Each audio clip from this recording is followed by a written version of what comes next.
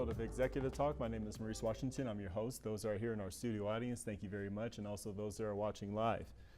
Today's show is a term out there that not a lot of people use on a regular basis. It's very abnormal for somebody to say that I have unbelief. But as today's topic is unbelief, and specifically the effects of unbelief. When you're in this place of unbelief, it is probably one of the most dangerous parts of your business that you can ever think of. And it's interesting the reason why nobody ever talks about it, but something so dangerous as such as unbelief, how it can actually stunt your growth of your business. And think about it. Think about your mind. When you doubt yourself, that is a true term for unbelief. Okay? So unbelief is where compromise actually truly exists. And let me go ahead and break that down for you. So what is unbelief? So the way that I have unbelief set up is unbelief is an emotional battle within. Okay, it's an emotional battle. It's part of you saying, yes, I believe in what I do. And then the other time when things get a little shaky, I don't believe in what I do. So it's an emotional battle. And the worst thing about the battle is just you versus you. You can take a mirror, go stand in it, and say, me versus me, who's going to win that morning? So within unbelief, you can absolutely unequivocally say that when I feel insecure that day, I'm actually sitting in a place of unbelief. That's what insecurity is. Insecurity is the manifestation of unbelief. The question of value or worth. When you're trying to question the value or worth of your business, you're in a state of unbelief. There's no other way of looking at it. It's just you're in a state of unbelief. Do I really have the skill set? The funny thing with this particular question is, for example, let's say you've been working for a company. Let's say in your 20s up until maybe the age of 35, you're working for a company, and on the back end of that company, as soon as you got off work, part of your routine was to go work out. But then maybe when you had a Saturday or Sunday available, what did you do? You started working on your passion, the thing that you're excited about. When you go sit with your family and friends, you say, you know what, it would be awesome if I can be an artist full time. And then you're, doing your little artwork part time, and you don't sell it for anything, you just do it out of pure passion. But when you're working for XYZ company, you never question what you do. You're not in a place of unbelief because you have a place of security that's taking care of things. And it's interesting that as soon as XYZ company is out of the picture, you say, you know what, I'm over this working for somebody else thing. I'm going to go work my own business. I'm going to work my passion. The first thing you do, you're excited for at least, you can actually set the clock to it, and it's about a month. You're excited. You tell everybody, I finally have my own business. I'm so excited. I'm doing my own thing. I cannot wait. And then as soon as that month is over, and as soon as you start to say, am I crazy? Should I have done this? Should I have done this move? I'm not making any money right now. Holy cow, what am I doing? So all of a sudden you're in unbelief. That's how quick unbelief, and it actually stays with you for a long time. The question of what is already inside you actually question what's already inside you. You're an artist in general. Everything you do, when you talk, you're a very creative person. And I'm just using it as an artist as an example, but whatever your skill set is, you're already that person.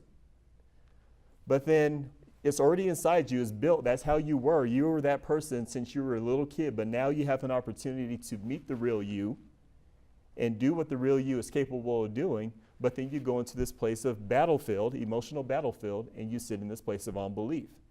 That's what it does for you. It's very tricky, and that's why you become compromised.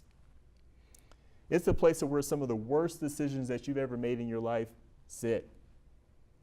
Has anybody ever made a bad decision in their life? All right. Nobody wants to bring it up right now. I get it. It's all right. But you made that bad decision. And the worst thing about that bad decision is you actually knew the right decision. You knew it. You knew it before. But there's something in unbelief told you, well, let me try it out anyway. Let me see. And then unbelief took you down a quick course into a danger zone. You're like, I cannot believe I made that decision. To where you have to come all the way back to the pain, and then you have to go moving forward all over again. That's what unbelief, that's the trail of unbelief. So, when and how does unbelief come in? Okay, obviously it's an emotional experience, but as a business owner, you're vulnerable as a business owner. Because all day, you have until the time that you wake up until the time that you go to bed to deal with you every day, to deal with your mind, to deal with your family, to deal with your business. You have to consume all kinds of stuff all day long. So you're vulnerable as a business owner with this thing of unbelief. And there's no set time for unbelief. Unbelief doesn't make a schedule with you. Say, hey, I know you got a busy day. I know you have 5 appointments today. So then after you put the kids to bed and after you get something to eat, then we're going to go ahead and go to the battlefield. And we're going to go ahead and doubt what you do. It doesn't say, I'm going to wait on you. It comes in the middle of the day, doesn't it? And sometimes you wake up with a thought of, oh no, should I be doing this? And then you have to take all morning long to get to a place of, okay, I'm going to go outside and I'm going to go try to do this today. Unbelief has no set time. Unbelief pops up when somebody rejects you. You're good when nobody rejects you, but as soon as somebody says no, and nobody's going to be that rude, but they'll say, oh, I'll call you back or whatever the case may be. But when somebody rejects your services, I really shouldn't be doing this. People aren't even excited about what I do. That's an unbelief statement.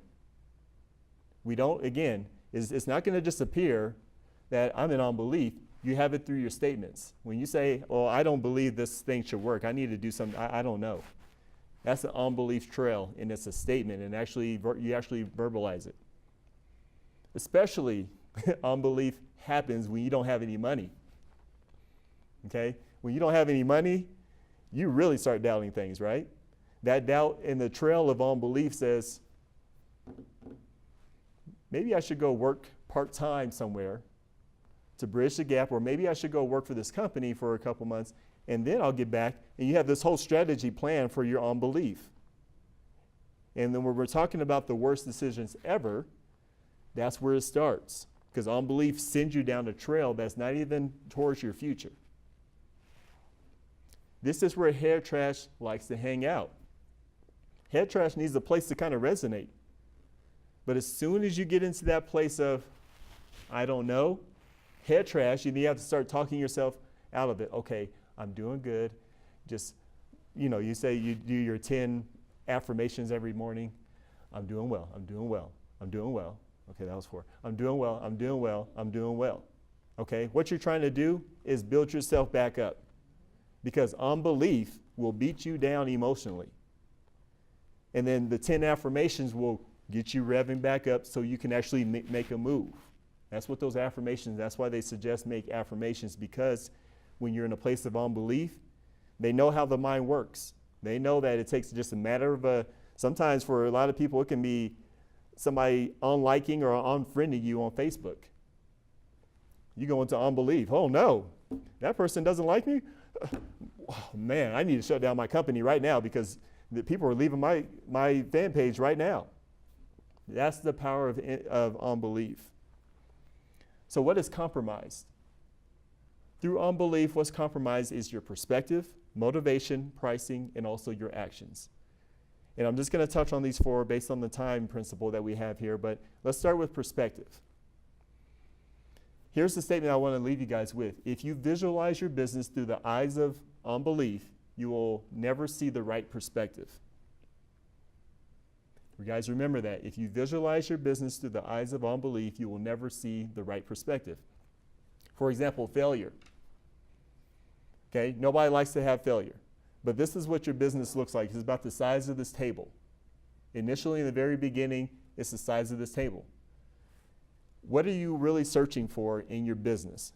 Above all else, of course you want money, of course you want to build your brand, and et cetera, but what are you looking for?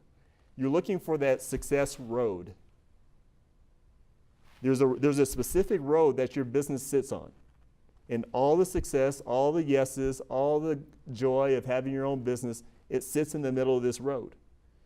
But what's the only way you can actually find your way to that road? Because right now, that's where we did that conversation called the target market. Anyone and everyone comes into play. because this is what your business looks like.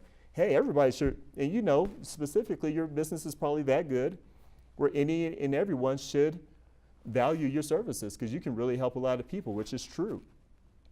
But then when you go out into the marketplace and you have people say, no, not right now. No, that's not for me. Why would anybody ever do that? You'll get all kinds of random statements, right? That makes it look like, from the perspective of unbelief, it makes it look like every time I go outside, I keep on failing. But failure is actually to bring you closer to this road of success. Why do I know that? Because what will you do if you run into, so let's say you get to this road of success. You finally get there. When you actually, during this road, you actually find somebody that represents somebody that's outside of that road, correct? And they'll say, you know specifically, you heard it before. Failure actually gives you a warning signal internally that says, oh, that's not the right client. They're not on this road with me. I'm not going to be able to benefit them at all. So what you actually end up doing, and this, what belief will say, you know what, I'm actually not going to be a good fit for you. Specifically, I already know what this path looks like, and I can actually refer you out to somebody else. And what are you doing? Failure taught you what you're not supposed to work with. Failure taught you where your success path lies. So that way, if you go outside of it, you can actually blame yourself specifically. Okay? But unbelief will have you miss the whole concept of what failure really means. It's to get you to a particular success path. Appointment cancellations. Unbelief will have you overlook the reason why and how to look at an appointment cancellation. I'm going to give you two scenarios. If I got an appointment, 3 appointments today, and let's say that was a whole week. Let's say all I did was schedule 3 appointments. And let's say 2 of them canceled. Unbelief will have you look at the situation, I can't believe all these people cancel on me in one day. But what will belief do? It will hold you accountable and say, well, the truth of the matter is you only set 3 appointments and you expected every last one of them to sit. Where were you at? Whereas as a business owner, your job is to schedule at the minimum 5 to 10 appointments every single week. Because inevitable, have you ever canceled on somebody? Yes. Well, what makes you so different that nobody's going to cancel on you? Unbelief will have you take the accountability totally off the table and not have you look at the situation correctly. Rejection. Okay, nobody likes rejection. But what does rejection do? Why is it actually the best thing that you can ever receive? Rejection tells you up front that there's a place down here that is going to end bad. It's going to end bad. If somebody's rejecting you, say, thank you so much. Thank you so much for rejecting me. Now, of course, you're not going to say this in front of the client. But in the back, when you go home and you get in the car, say thank you. Because what that did is there's a situation that if you would have ran with that client, there could have been a whole different experience. They could have railroaded you to somewhere completely different. Or it could have been a learning experience. Maybe you didn't do anything. But there's something down here that you're not aware of that rejection actually saved you from. And that's the perspective of different of unbelief versus belief. Motivation. Okay, we see a lot of people out there running. But if you've ever been in that place of unbelief, half the people that you see working from 7 to 9, so you can say, well, I have no time management skills. So I just work 7 to 9, that's what I do. Half the reason why that person is out of balance with their schedule is because the feeling of unbelief, if you've ever had that feeling where you beat yourself up that, I can't do this, I don't know, you're trying to work your way and keep yourself busy so you don't feel that. So as soon as I wake up, I'm working. As soon as I work myself to, I'm tired, so I can shut my computer off, I can go lay down and go to sleep so you don't have to get in contact with your mind. Because unbelief is somewhere sitting there. Now, let me ask you guys this question. Does anybody question the person with the big house, with the Mercedes, with the person that has, a house in Colorado, Arizona, California, Hawaii? You don't question that person. A lot of that setup is so they don't have to be in that place. If you have all that stuff, will you question yourself that you have belief? No, not at all. Well, here's the visual that I have belief in myself. That's what a lot of that stuff comes from. And a lot of motivation is built off this principle of unbelief. And it will send you spending a whole bunch of money in places that maybe that's not the right thing. The real motivation as a business owner is, I'm here to serve my clients. When you're in this place of serving, you will always be in a belief system, because it's a meeting of your skill set for the right client and for the end result. That is a specific formula for belief. And when your motivation is to serve your clients, everything else is easy from there, because there's always humility surfacing in there. Belief equals humility. That's just how it works. What about pricing? Your language and your presentation will be compromised when you're in a place of unbelief. Okay? So unbelief will have you question the value of your services. So if I'm sitting in front of somebody and I'm in the place of unbelief, let me give you a quick example, and I say, yeah, I've been in business for a few years. I have a couple of degrees on this, but the services that I sell, they're for a lot of people. It's probably not for you. It's definitely not for you, because you're so experienced and you're so advanced and you've been in business for so many years. It's not going to help you. That will be your presentation to a potential client, because you're actually speaking from a place of unbelief. Now, the truth is, it may not be for that client, but what does that potential client still need to hear? They still need to hear belief. Yes, I've been in the industry for XYZ amount of years. What I'm looking to do is I want to work specifically with people who are trying to go this direction, and my services can meet people here, because that's the end result. So if you qualify, I would love to talk to you further, but if you don't, can you keep an eye out for somebody that does? So what did I do? That person, the potential client, they immediately took me in, because I came to a place with the belief. I was talking from a place of belief. And so it doesn't matter what my pricing is. They know that it sounds like there's an end result somewhere here. That's what they're looking for, based off how you're presenting your pricing. Okay, it will put you in a place of panic. So let's say you're sitting in front of a potential client, and let's say your prices are $800. Okay, for the service, for what I charge to get you from point A to point B is $800. And you guys seen it. You guys even made the face before when you guys been confronted with a price that doesn't make sense to you. You see that face? Geez, I can't believe he's charging that much, huh? Right? And then you start reading as a business owner. So unbelief reads that experience right in front of you. You'll do something weird, and this is true. Now, this is extreme, but it's true. You'll say, crap, I'm about to lose the sale. Oh no, that's what's going on inside. I'm about to lose the sale.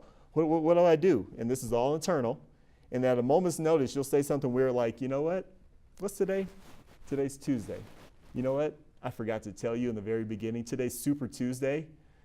And on Super Tuesdays, what we do is we price drop everything half off. And actually, we're going to even do you better. We're going to take it from $800 to $100 today. Okay, you ready to buy now? You ready? That's how compromising unbelief is. There's no stability. There's no, because really the truth is, the question should be, I said $800, but is there a concern with that? Is that price, is that too high? That is a specific belief question. It's okay to ask that question. Where am I missing? Well, I don't really see where this can go. Typically, you just have to reintroduce the value. And then you just know that person needs to see something fairly quickly. That's all the experience is talking about. But unbelief will have you doing some very dramatic stuff in your business. Actions. Okay, I'll be the first one to admit this, but this was me all day. Even getting up to this point, I had a lot of this going on. But you're consistently inconsistent. Unbelief trumps everything. You're consistently inconsistent. Sabotage is your next experience. Now, everybody takes sabotage as its own separate entity. Again, when we're talking about manifestation, we're talking about sabotage comes from this place of unbelief. So for example, what sabotage looks like when you don't believe in something, you don't believe that this is actually happening for you. The appointment, a client will call you and say, I'm ready to go with your service. Can you meet tomorrow? You'll say, yeah, I can meet tomorrow. And then as soon as you get off the phone, you're excited. Then you'll wake up tomorrow. I'm sick. I probably should cancel this appointment. I need to reschedule for next week. Not to say that you're not sick and it's viable, but you know if you're really sick or not. You know that sabotage, and you'll push it off for another week, hoping that this is not real. Now, nobody's going to admit this, but that's part of an unbelief activity, and it happens a lot. Your actions look crazy on the outside. Have you ever seen those people in the marketplace who are like, you know what? They really mean well. I know they have something going on with their business, but I just can't get a feel for where they're at. What they're actually talking about, that person's probably operating from a place of unbelief. And their activities look really shaky. Sometimes they look really strong, and sometimes they come off really weird. They're in this weird place of unbelief. Your actions will feel crazy on the inside. You know it. Some days you're excited. You can't wait to get out the door. Nobody can stop you. But as soon as you get into that place of unbelief the next day, oh, should I do this? Oh no. So if you feel crazy on the inside, that's how I know you look crazy on the outside. And that's the proof in that statement that I just made before. Unbelief will make you stay at home. And staying at home, to put a word into it, is called idle. It will force you to deal with you'll sit there, I'm having problems today. I'm just really upset. I don't really know. Let me reschedule all my appointments and deal with this. It will make you lose a day. It's not that you don't have a lot of time. And so when you look at the end of the year, your numbers look a little differently, not because you sold bad or you're horrible at selling. It's because a lot of your year was spent in this place of unbelief. It can consume time like nobody else. Now, how can we solve unbelief? Is there a way out of it? Absolutely. Answer your question, yes, there is. But you have to be very specific about everything. Consistently do things of value. When you set an appointment, just to call and set an appointment, set with belief in mind. Hey, I would love to meet with you. Do you have time? Can we do this day? Be very specific. Speak in value. Speak in belief so people can understand and be excited to meet with you.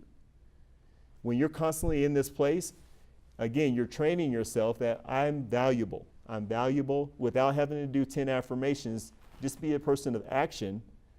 It trumps your words. Actions always trump the words. Confront the unbelief. When you're in that place where you feel a little bit weird, stop. So that way, if you're going to stop already and be idle, let's stop and let's confront it.